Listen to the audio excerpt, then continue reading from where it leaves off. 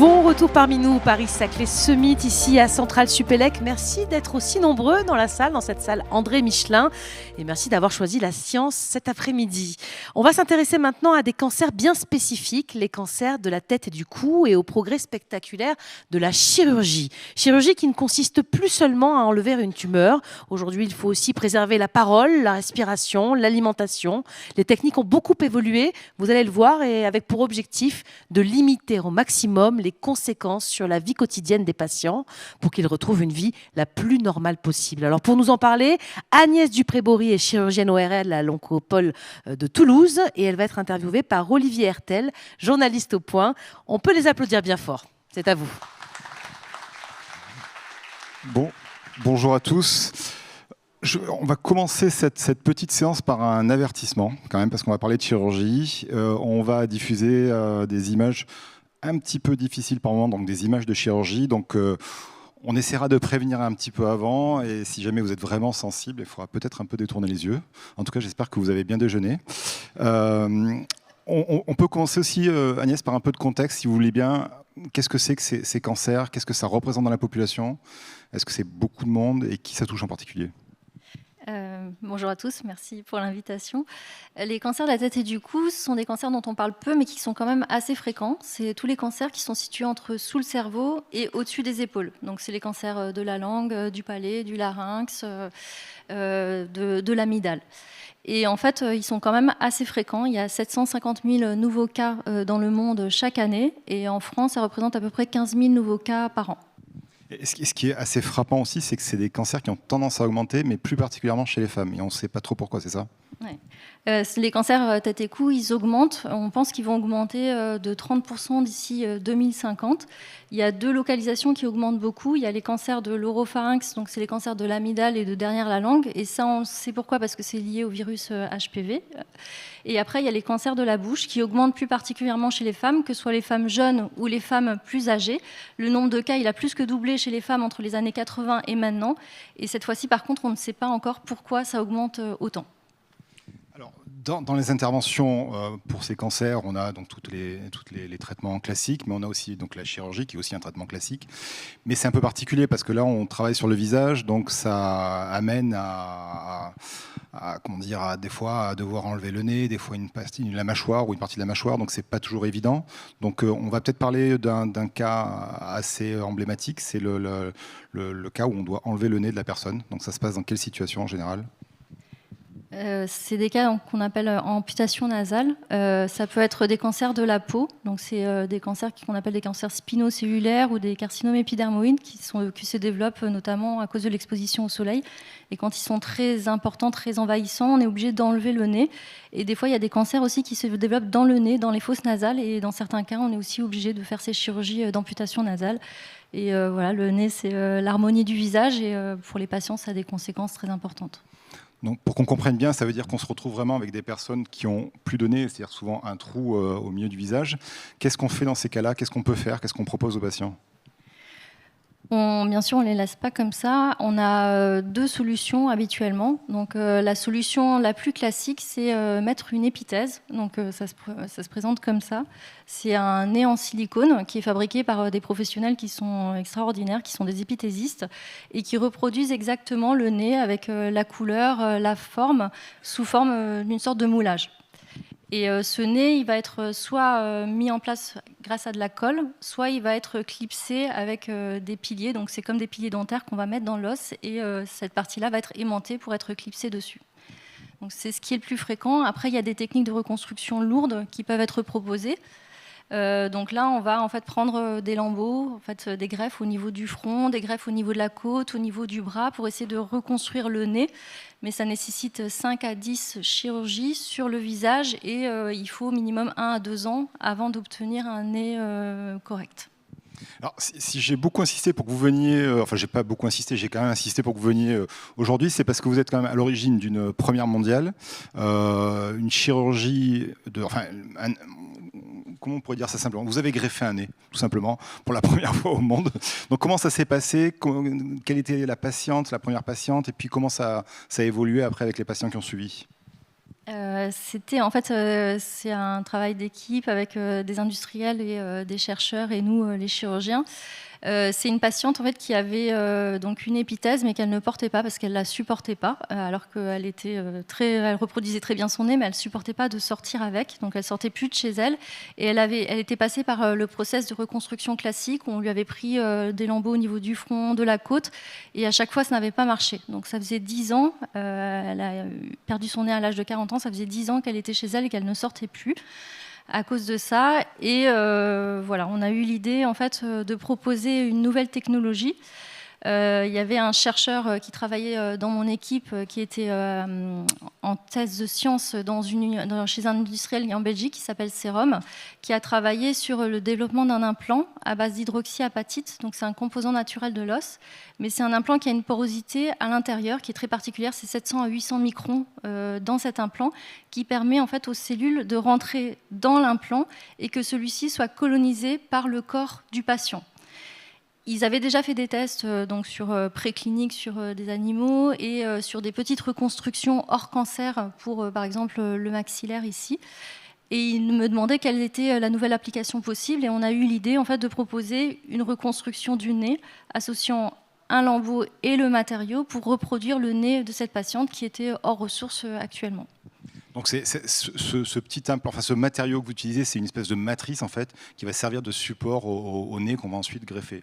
Alors on peut peut-être parler parce que moi j'ai eu la chance de venir vous voir à Toulouse pour ces différentes opérations et j'ai notamment rencontré un de vos patients qui avait été greffé du nez et c'était assez spectaculaire. Donc lui il en parle en plus assez librement, donc c'est très chouette à voir. Donc comment ça s'est passé avec ce patient justement? Alors on peut peut-être mettre la première slide parce qu'on ne peut pas les passer nous. Voilà. Donc, à partir du scanner d'avant, c'est un scanner en fait qui est fait pour les patients qui vont être traités du cancer.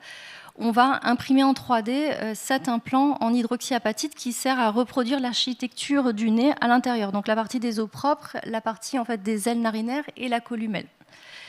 Et l'idée, donc, c'est d'imprimer cet implant sur mesure qui est poreux à l'intérieur et ensuite de le mettre en nourrice sous la peau du bras pour qu'il soit colonisé par les cellules du patient.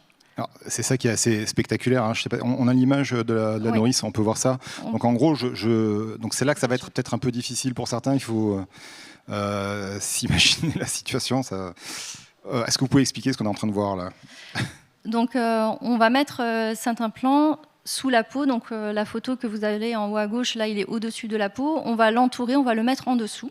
Parce qu'en dessous, en fait, il y a les vaisseaux, il y a les tissus sous-cutanés qui vont rentrer du coup dans cette prothèse-là. Et ensuite, on va le laisser en nourrice au niveau du bras. Donc les patients ils portent le nez au niveau du bras pendant au minimum 2 à 3 mois. Et pendant cette période-là, ou de mise en nourrice, on va pouvoir faire des retouches. Donc on va faire juste une petite anesthésie locale sur la partie la plus distale du nez et on va pouvoir recréer les fosses nasales sous anesthésie locale. Donc la première intervention elle est sous anesthésie générale. Quand on met en nourrice, ça dure 2 heures et ensuite on fait des petites retouches pendant les mois suivants. Donc là, qu'on comprenne bien, on part de ce matériau qui a repris un petit peu la structure du nez. On va faire en sorte qu'il soit colonisé par des cellules et donc forcément le nez va donner la forme du nez définitif, mais vous allez pouvoir de temps en temps un petit peu ajuster pour que ce soit le plus réaliste possible. Et ça, donc ça veut dire que pendant plusieurs semaines, le patient va se promener avec un nez sur le bras, donc ce qui peut être assez étonnant, quoi. Oui, après, en fait, tous les patients, il y en a eu 4 là, cette période-là, elle ne les a pas du tout dérangés. Il y en a une qui appelle ça son tamagotchi, donc pour elle, c'est... Donc c'est assez spectaculaire. Après, comment se passe l'opération? Qu'est-ce qu'on fait une fois que le nez a atteint la bonne dimension, qu'on peut le greffer? On peut passer à la slide suivante. Donc, après cette période de mise en nourrice où on a fait les retouches, ensuite c'est une chirurgie là qui est assez lourde, qui dure plusieurs heures. On va prendre le biomatériau qui a été colonisé avec la peau du bras et les vaisseaux qui nourrissent cette peau.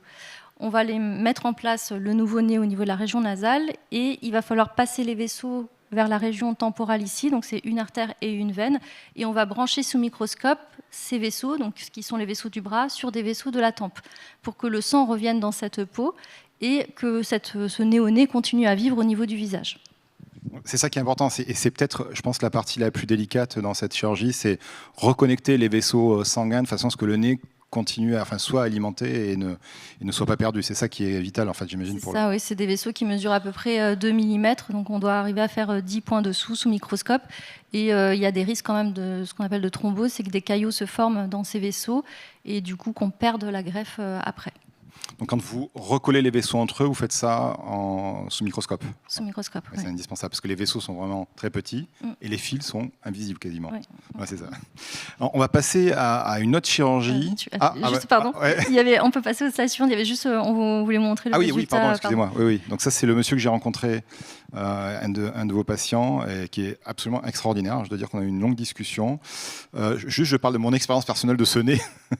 C'est que c'est vraiment une personne formidable. Et quand je l'ai interviewé, il m'a demandé si je voulais toucher son nez. Et effectivement, je suis curieux, donc j'ai touché. Et c'est assez étonnant parce qu'on retrouve effectivement toute la structure du nez. Et puis quand on appuie, on sent dessous en fait le matériau qui est extrêmement dur et qui tient parfaitement le nez. Et donc là, en fait, c'est les photos quand il y avait le nez en nourrice. Ensuite, c'était à 3 mois, donc il y a une différence de couleur de peau, puisque c'est la peau du bras au niveau du visage. Mais on peut passer à la slide suivante. Voilà. Et après, en fait, on peut proposer donc, des ateliers make-up. En fait, ils mettent juste du fond de teint pour atténuer les cicatrices. C'est ce qu'on fait aussi beaucoup en cancérologie pour d'autres chirurgies. Et voilà, après, en fait, la différence de couleur se voit moins aussi au fil du temps. Alors, petite anecdote, la femme de ce monsieur n'était pas très satisfaite du nez, le trouvait trop gros, alors que lui adorait. Ça lui donnait un petit côté boxeur, et dans la rue, on l'embêtait plus. Donc, c'était assez incroyable. Donc, on va passer à une autre chirurgie qui est aussi très spectaculaire, et à laquelle j'ai assisté à Toulouse avec vous, qui a été assez longue. C'est dans le cadre des cancers de la bouche. Enfin, là, c'était un cancer de la langue, si mes souvenirs sont bons. Et là, on va intervenir sur la mâchoire. Alors, est-ce qu'on peut expliquer comment ça se passe ? Oui, on peut passer à la dia suivante. Pour les cancers de la tête et du cou, il y a 3 thérapeutiques possibles, la chirurgie, la radiothérapie, la chimiothérapie. Pour les cancers de la bouche, le traitement pour essayer de guérir les patients, le premier, c'est la chirurgie. On n'a pas d'alternative. Si le cancer est opérable, c'est la chirurgie qu'il faut faire en premier. Et ensuite, les patients, souvent, après de la radiothérapie, voire de la radiochimiothérapie. Quand on enlève un cancer, il faut qu'on l'enlève en totalité avec ce qu'on appelle des marges de sécurité, c'est-à-dire qu'on doit enlever 1 cm au minimum de tissu sain tout autour. Donc vous imaginez un cancer de langue qui mesure 3 cm, on va devoir enlever 5 cm de langue. Et dès qu'on a un cancer de la bouche qui va proche des os ou qui envahit les os, il va falloir enlever les tissus, donc la langue, le plancher de bouche, plus une partie de la mâchoire, ou alors, si c'est plus haut, plus une partie du maxillaire qui est ici. Oui, donc pour le patient qu'on a vu, c'était vraiment très spectaculaire parce qu'on devait enlever, vous avez enlevé toute la mâchoire de, je ne sais plus, c'était quelle dent. C'était oui, quasiment en fait de molaire à molaire. Ce moment de la chirurgie est assez spectaculaire quand on n'est pas habitué parce qu'on doit vraiment sortir la mâchoire avec la langue, avec les dents, donc c'est vraiment assez incroyable. Qu'est-ce qu'on fait après une fois qu'on a enlevé la partie qui était délicate justement ? Donc pour toutes ces chirurgies lourdes, on essaie de faire une reconstruction dans le même temps. Donc on peut passer à la dia suivante. On travaille toujours à 2 équipes pour ces chirurgies qui durent 8 heures, 10 heures, 12 heures, voire plus. Donc vous avez une photo en fait de nous tous pour un des patients. Il y a l'équipe qui enlève le cancer, donc il va enlever le cancer plus les ganglions du cou, parce que c'est le premier endroit où le cancer peut aller. Et il y a l'autre équipe, où moi je suis, qui s'occupe de la reconstruction. Donc on va prélever un lambeau, donc un organe ailleurs qui va servir à reconstruire au niveau du visage. Donc, pour reconstruire la mâchoire, soit on peut utiliser un os de la jambe qu'on appelle le péroné, donc c'est un os long comme ça, puisqu'on a 2 os au niveau de la jambe, on a le tibia et le péroné. Le péroné, il nous sert quand on grandit, mais il ne nous sert plus à l'âge adulte, donc on peut le prendre. Et dans le cas du patient en fait, où vous étiez venu, on avait dû prendre l'omoplate parce qu'il fallait aussi reconstruire beaucoup de langue. Et le péroné ne permet pas de reconstruire beaucoup de tissu mou. Donc à ce moment-là, on prend l'omoplate et on va prendre l'os de l'omoplate plus de la peau du dos, plus des fois on peut prendre du muscle. Donc c'est un lambeau en fait qui permet d'associer en fait plein de choses pour reconstruire. Parce qu'il faut reconstruire la mâchoire, donc l'os, mais il faut reconstruire aussi la langue, il faut reconnecter les vaisseaux entre eux. Alors juste pour la partie que j'ai vue moi qui était très spectaculaire, c'est-à-dire pour aller chercher l'omoplate, l'intervention est assez longue, donc il faut ouvrir assez largement sur le côté et aller progresser tout doucement, de manière assez précautionneuse, justement pour éviter tout risque d'hémorragie, je suppose, pour aller chercher un morceau d'omoplate. En fait, on ne prend pas tout, on prend juste une petite bordure de l'omoplate. C'est ça. En fait, il faut progresser doucement parce qu'il ne faut surtout pas aussi abîmer les vaisseaux qui nourrissent la greffe. Donc là, en fait, vous avez un dessin, c'est par exemple sur l'omoplate, on peut prendre la pointe. Donc on va chercher en fait les tout petits vaisseaux qui s'appellent les vaisseaux angulaires. Il va falloir les repérer, prendre l'os avec du muscle autour et ces vaisseaux dedans, et ensuite resuivre le vaisseau jusqu'au bout, jusqu'au vaisseau axillaire, pour ensuite couper ces vaisseaux-là et aller les rebrancher ailleurs. Et en même temps, il fallait prélever en plus de la peau du dos, plus du muscle, pour refaire beaucoup de langue, beaucoup de planchers de bouche. Et après, il faut arriver à conformer aussi tout ça pour redonner une forme. C'est ça, c'est-à-dire qu'on voit bien que là, l'os est droit, l'omoplate aussi est droit. Donc comment on en fait une mâchoire, en fait? Comment on arrive à le conformer en mâchoire, en mandibule? Souvent, on essaie de s'aider de l'impression 3D. Par exemple, ici, c'est une impression 3D d'une mâchoire, donc ça nous permet d'anticiper un peu la reconstruction. Pour l'omoplate, on ne peut pas trop faire de guide sur mesure qu'on va mettre dessus, donc on va devoir le faire un peu de visu. Et en fait, on va couper l'os avec un petit instrument qui s'appelle un piezotome qui permet de ne pas abîmer les vaisseaux. Et on va le couper en différents segments pour refaire la forme de la mâchoire. Mais c'est très long. Donc ça, qu'on comprenne bien, cette mâchoire en 3D, imprimée en 3D, c'est la mâchoire du patient à partir de laquelle on va travailler pour essayer de reproduire une mâchoire qui soit la plus proche de ce qu'avait le patient avant qu'on lui enlève. La mâchoire toute seule, avec que ce soit l'omoplate ou l'os de la jambe, ne suffit pas. Il faut aussi que ça tienne, que ce soit solide. Qu'est-ce qu'on fait dans ce cas-là? Et pour ça, en fait, on prend en plus des petites plaques d'ostéosynthèse. Donc, c'est des plaques en titane. C'est un biomatériau qui va en fait permettre de solidariser entre eux les segments donc, de l'omoplate ou du péroné, si on a pris le péroné, et aussi de les solidariser au reste de la mâchoire qui reste. Donc, en fait, on va conformer cette plaque pour lui donner la forme aussi de la mâchoire, conformer l'os pour lui donner la forme de la mâchoire, rebrancher les vaisseaux et pour refaire en fait l'ensemble. Ouais, donc, en résumé, on a notre bout d'omoplate que vous avez un petit peu tronçonné, que vous allez auquel vous allez donner un peu la forme de la mâchoire, et vous avez la plaque en titane que vous allez conformer sur cette mâchoire-là, la fixer ensuite sur l'os, et après il faut tout raccrocher, c'est-à-dire qu'il faut raccrocher donc, le lambeau, la langue, reconnecter les vaisseaux. Et c'est pareil, la peau du dos, il va falloir lui donner une forme de langue aussi. Donc c'est aussi, voilà, il y a plusieurs travaux à faire en même temps. Et là, toujours la partie très délicate, c'est reconnecter les vaisseaux entre eux. Oui. Toujours... En fait, on connaît les greffes d'organes où on va prendre une partie du corps chez un donneur. Là, c'est le patient qui a son propre donneur. On lui prend une greffe ailleurs et on va le mettre en place et on va reconnecter les vaisseaux pour que le sang revienne dedans. Et c'est pareil, il y a une partie critique après, en fait, dans les jours suivants, où le patient est très très surveillé aux soins intensifs pour vérifier qu'on n'a pas de défaut de vascularisation du lambeau de la greffe et qu'on n'ait pas de risque de perdre cette greffe. Ouais. Tout ça, ça s'inscrit dans un projet assez large, et notamment le projet Biophase dont on peut parler, qui a un peu aussi pour vocation à alléger ces chirurgies. On a vu, elles sont très très lourdes, elles peuvent durer 10 heures. Vous me parliez encore il y a quelques jours, je crois que vous avez fait une chirurgie jusqu'à minuit, c'est ça ou... La semaine dernière, oui, on a commencé à 8h, on a fini à minuit. Ouais. Voilà, donc il faut s'imaginer ce que c'est de passer de 8h à minuit au bloc, c'est difficile, et puis pour le patient aussi, c'est pas évident. Donc là, vous travaillez sur un projet qui permettrait justement d'alléger un petit peu tout ça. Est-ce qu'on peut en parler, expliquer ?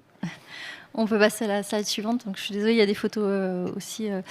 On a obtenu un financement en fait, de France 2030, de l'Agence nationale de la recherche, pour essayer en fait, de faire autrement et de faire de la reconstruction des os de la face en évitant de prendre l'omoplate, le péroné, et d'avoir quelque chose qui soit fait sur mesure pour le patient. Donc c'est un projet en fait, qui vaut 13 millions. On a obtenu 4,4 millions pour ce projet. On peut passer à la suivante. Et comme vous l'avez expliqué, en fait, c'est des chirurgies qui sont extrêmement lourdes, qui durent 8 à 12 heures. Il y a des patients en fait, qui ont trop de pathologies, qui sont trop fragiles pour supporter ce type de reconstruction. Et il y a aussi un risque d'échec qui est de l'ordre de 5 à 10% pour ces procédures-là. Donc les patients qui vont avoir des échecs de procédure ou les patients qui ne vont pas avoir de reconstruction, ils se retrouvent dans des situations qui sont catastrophiques. Ils ne peuvent plus manger par la bouche, ils sont défigurés, ils n'ont plus de vie sociale. Donc l'objectif du projet, c'est d'essayer de faire autrement en utilisant cette fois-ci les biomatériaux. Est-ce qu'on peut juste expliquer les échecs en question, qu'on comprenne un peu ce qui s'est passé dans les 2 cas qu'on voit là, notamment celui du bas où on voit la plaque en titane, je pense. Celle du bas, en fait, c'est une patiente justement qui avait été jugée trop âgée pour avoir une reconstruction d'os de mâchoire. Donc ce qui est fait dans ces cas-là, le plus souvent, c'est qu'on met juste une plaque en titane sans os nourri derrière et qu'on entoure avec de la peau, par exemple, du thorax. Le problème, c'est qu'en fait, les patients vont avoir de la radiothérapie après. Et tous les matériaux qui ne sont pas nourris, qui ne sont pas vascularisés, ils ne tiennent pas et ils sortent à travers la bouche ou à travers la peau des patients. Donc c'est voilà, catastrophique. Donc, que propose le projet Bioface en fait ? Quelle alternative en fait ? On peut passer à la dia suivante. L'objectif du projet, donc, ça va être de faire de l'impression 3D de biomatériaux dont le biomatériau au centre, c'est l'implant en hydroxyapatite qu'on a utilisé pour la reconstruction du nez. Parce qu'on a vu en fait que cet implant, il était colonisé par les cellules et donc il était intégré au corps des patients. Donc il y a plein de partenaires qui sont associés à ce projet. Donc on veut avoir cet implant en hydroxyapatite qui remplace l'os, mais après il est trop fragile pour supporter les contraintes mécaniques de la mâchoire. Donc on associe quand même un implant en titane sur mesure, mais qui va juste permettre de solidariser les segments sans empêcher la vascularisation à l'intérieur de l'implant. On associe aussi une membrane d'albumine qui est fabriquée par l'INSERM pour avoir une interface entre l'implant rigide et la peau et les tissus mous, et un spray antibactérien parce que les patients, quand ils ont des chirurgies de la bouche, il y a plein de germes dans la bouche. Dans 40% des cas, il va y avoir des infections. Et si on a des infections sur le matériel, là, c'est aussi la catastrophe. Oui, donc c'est un matériau c'est un matériau composite qui est assez complexe. Comment vous allez l'évaluer, le tester ? C'est ça qui est assez intéressant sur ce projet-là, c'est que l'approche est assez étonnante. On peut passer à la slide suivante. Je vous montre. Oui, c'est la procédure en fait. À quel point ça va changer en fait. Ouais, le projet il a débuté dans 1 an et demi. On espère être à l'essai clinique dans 2 ans. Donc l'idée, ce serait qu'avec le scanner préopératoire qui est systématiquement fait dans le cadre du cancer des patients, on imprime en 3D donc la mâchoire qui va reconstruire la mâchoire, plus l'implant titane qui va solidariser les segments, donc sur mesure pour le patient. Et le jour de la chirurgie, on enlève le cancer, on enlève la mâchoire ou le maxillaire et on met à la place ces 2 biomatériaux, donc d'hydroxyapatite et de titane. On les recouvre de la membrane d'albumine et on associe un spray antibactérien pour éviter ces infections qui surviennent dans 40% des cas. Donc dans la chirurgie, ça évite toute la partie où on doit prélever soit l'os sur la jambe ou l'omoplate pour reconstruire la mâchoire. Donc on se débarrasse de toute cette partie-là qui est assez lourde, quoi. C'est ça. Et après, si on a besoin de reconstruire la langue, on devra quand même prélever en fait un tissu donneur, par exemple au niveau de la cuisse, au niveau du bras. Mais c'est des lambeaux qui marchent beaucoup mieux en fait que les lambeaux osseux et il n'y a pas toute la partie en fait sur mesure reconstruction qu'on a en fait quand on doit prendre une omoplate ou un os. Et aussi quand on prend un péroné, un os ou une omoplate, les patients ils ont quand même un handicap après qui est assez important sur la mobilité. Alors, on parlait de la façon dont le projet allait être mené, parce qu'il faut d'abord, avant de pouvoir l'implanter chez le patient, il faut pouvoir l'évaluer aussi chez l'animal, mais je trouve que l'approche était vraiment étonnante, si on peut en parler. Oui, on peut passer à la slide suivante. On a aussi obtenu un financement complémentaire de la Fondation des Gueules Cassées.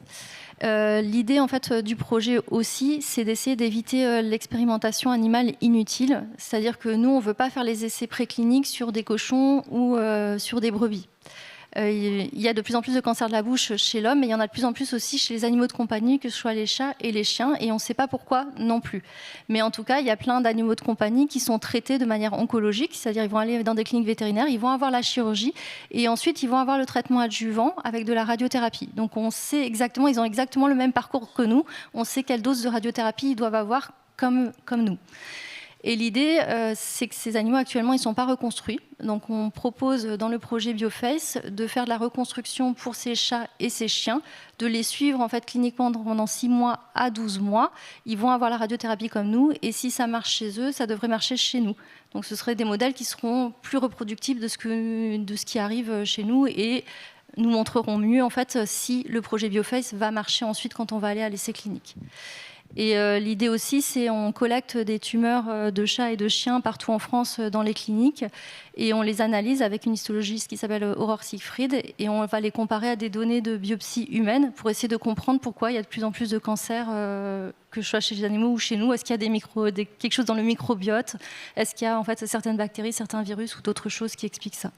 Donc, visiblement, on va bientôt conclure, mais vraiment l'intérêt de cette approche-là, c'est de se dire qu'on ne fait pas d'expérimentation animale inutile sur des animaux sains, on le fait sur des animaux qui sont malades, donc on va soigner ces animaux, vous allez le faire en partenariat avec des vétérinaires, et en plus on va acquérir de la connaissance sur les tumeurs qu'on va prélever et qui vont permettre aussi d'avoir des informations sur ces tumeurs. Oui, c'est ce qui s'appelle une approche une seule médecine et on essaie de participer à cette nouvelle approche. Je crois qu'on va avoir des questions. Exactement. Si vous avez des questions dans la salle, vous levez le doigt et on va faire passer un petit micro. On a le temps de prendre une ou deux petites questions. Donc n'hésitez pas. Les hôtesses sont dans la salle avec des micros. Si vous avez des questions, il y en a une à l'avant ici. Attendez, un micro arrive. Voilà, c'est bon, vous pouvez y aller. Moi, j'ai un fils qui a eu un husky. Avec un cancer eh ben, le husky, on a dû l'euthanasier. Mettez bien le micro devant la bouche. Oui, pardon. Si on avait su ça, on l'aurait donné, parce que mon fils a fait de la biologie et il ne le savait pas.